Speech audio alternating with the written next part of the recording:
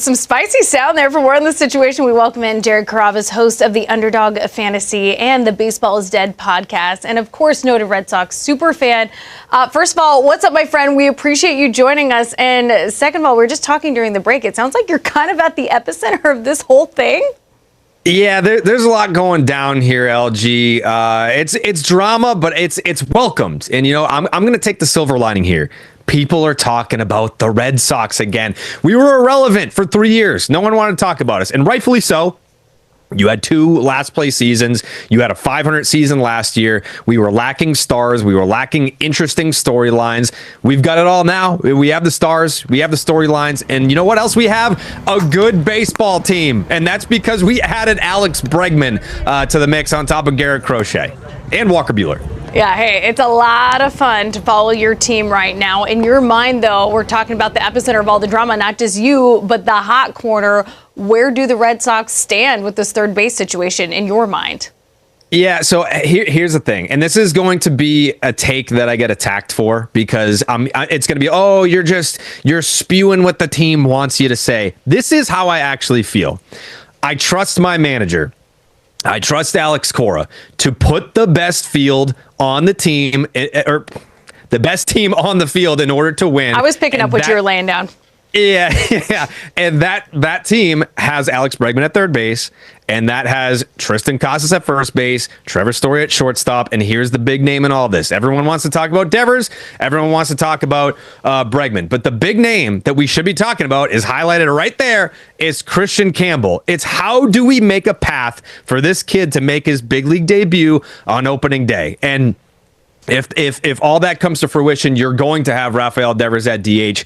I understand that he's upset right now, but this is Alex Cora's job. This is why he got paid top of the line money to come in, figure this out, have the conversation with Devers, and ease into this transition because that is the best team that they can put on the field. Hey, I read about the dinner at Cora's house, and it sounds like, there might be some drama in the media, but the conversation, it sounds like, between Bregman and Devers was amicable, and they were pretty much on the same page, and, Bregman was happy to defer. You're boys with Bregman. He was just on your podcast. What did he say? Yeah, I mean, Bregman's always going to give you the political answer. He's going to say, I'll do whatever is best for the team. And he means that, though. Like, there's certain guys that'll say that, but they don't necessarily mean it. Bregman, if Alex Cora said, hey, the best chance for us to win is if you're catching, he'd be like, okay, never caught before, but I'll give it a shot if that's what you want me to do.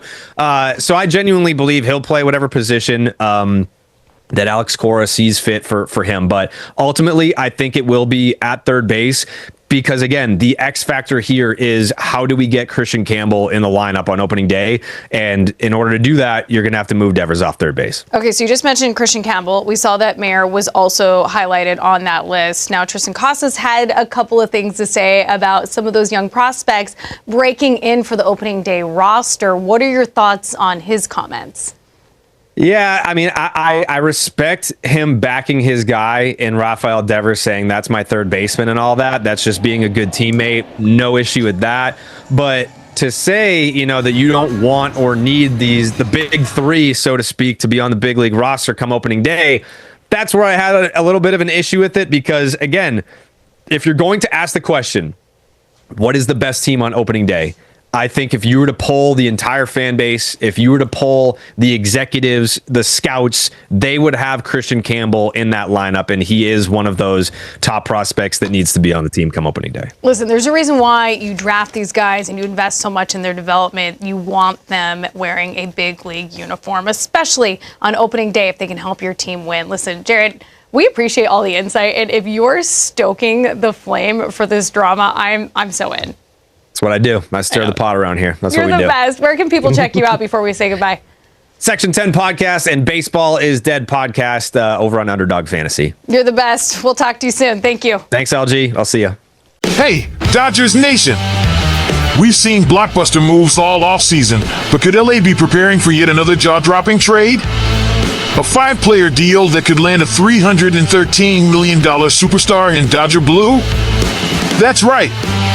A shocking proposal has emerged, and if it happens, it could shake up the league. Stick around as we break down the details, what this means for the Dodgers, and why this move could make LA even scarier in 2025. Before we dive in, make sure to subscribe to the channel and turn on notifications so you never miss the latest Dodgers updates. Also, drop a comment below. Should the Dodgers make this trade, or is it too risky? Let's talk about it. Set up how the Dodgers got here. Now, the Dodgers have already made waves this offseason, securing elite talent to bolster an already stacked roster. But could they still be looking for another major addition? Some thought Nolan Arenado might be the target, but reports confirmed that wasn't the case. That leaves one big question. Who else could they be after? Enter Rafael Devers, the Boston Red Sox slugger who signed an 11-year, $331 million contract in 2023, suddenly finds himself in an awkward situation in Boston.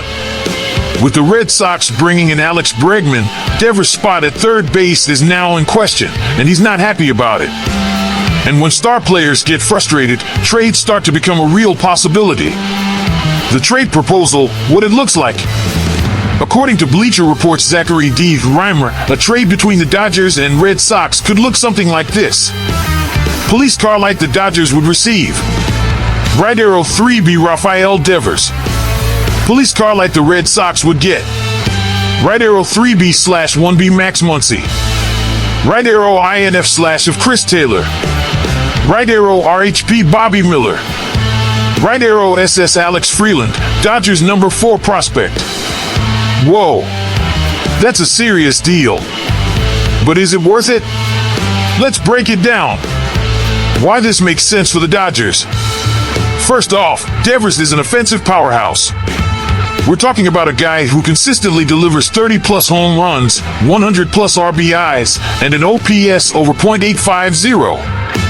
Pairing him with Mookie Betts, Shohei Ohtani, and Freddie Freeman, that's a nightmare for opposing pitchers.